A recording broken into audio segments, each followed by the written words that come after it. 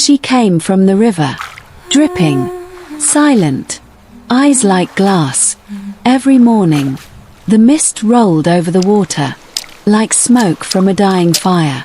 Barefoot, Rita stepped onto the wet stones, her white dress clinging to her skin.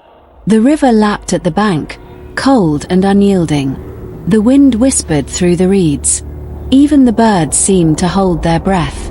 Her name was Rita. 3 nights after her wedding, the river had claimed her husband. The currents had swept him away like he was never there. They said it was an accident. Some said it was the river's anger.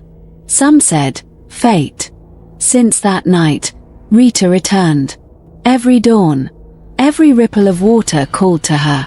Every shiver of mist brushed her skin. She did not speak. She did not cry. Her eyes, glassy, empty, yet searching. Daniel and his friends came through the village that morning, laughing, voices carrying. Look! One shouted. Rita the widow, crying to ghosts again? Daniel smirked. Ha! She's just a shadow of herself. I bet the river doesn't even like her anymore. They approached the riverbank carelessly, boots splashing in puddles, tossing stones near her feet.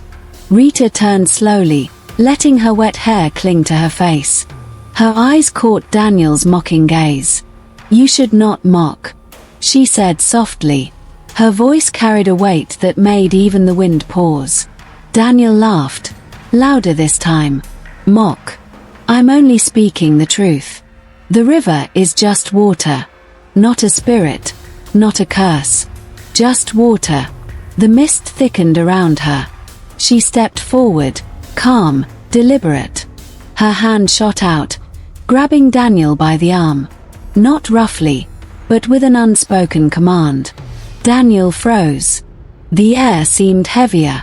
The river rippled unnaturally, curling against the stones. Let go, Daniel stammered. But Rita's grip held. Her eyes, sharper than knives, deeper than the river itself. You do not understand what you tempt, she whispered. The friends fell silent. Even the wind held its breath. Daniel's friends exchanged uneasy glances. Come on, Daniel, one whispered. This is not right. Rita released him slowly. He stumbled back, heart pounding. Stay away from this place, she said.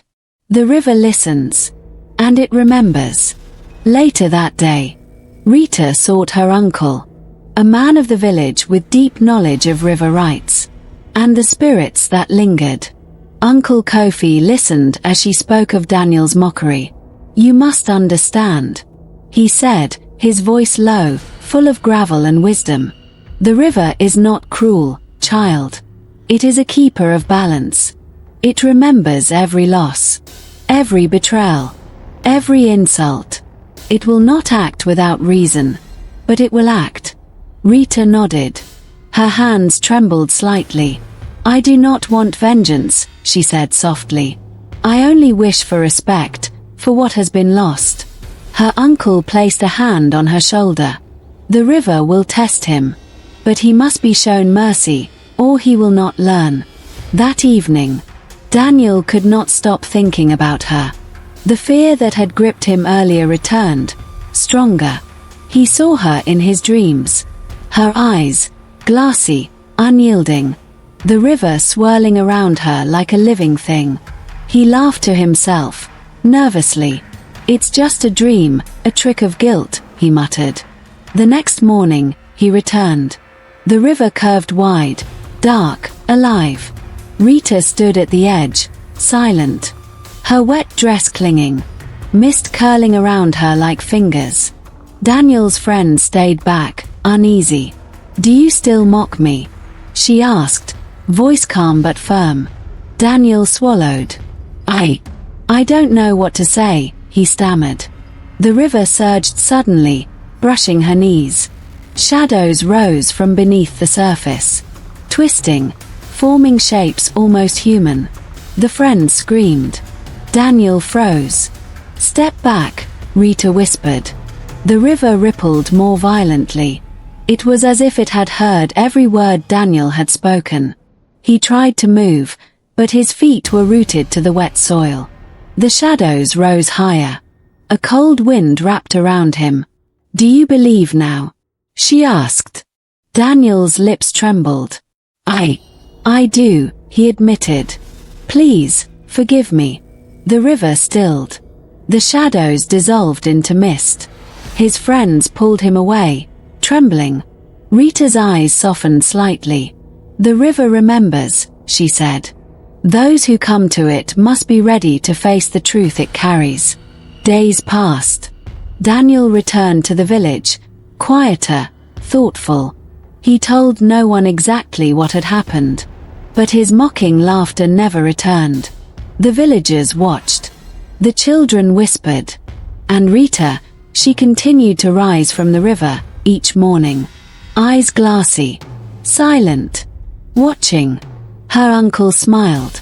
The river protects those who honor it, and teaches those who mock. Remember, it always remembers. One morning, Daniel approached her quietly, respectful now. "I understand," he said. "I will never mock again." Rita nodded. The mist curled around them. The river rippled in quiet acknowledgement. And as she walked back into the village, the sun broke through the mist, golden light glinting on water. The river remembered. Always. And those who come to it must be ready.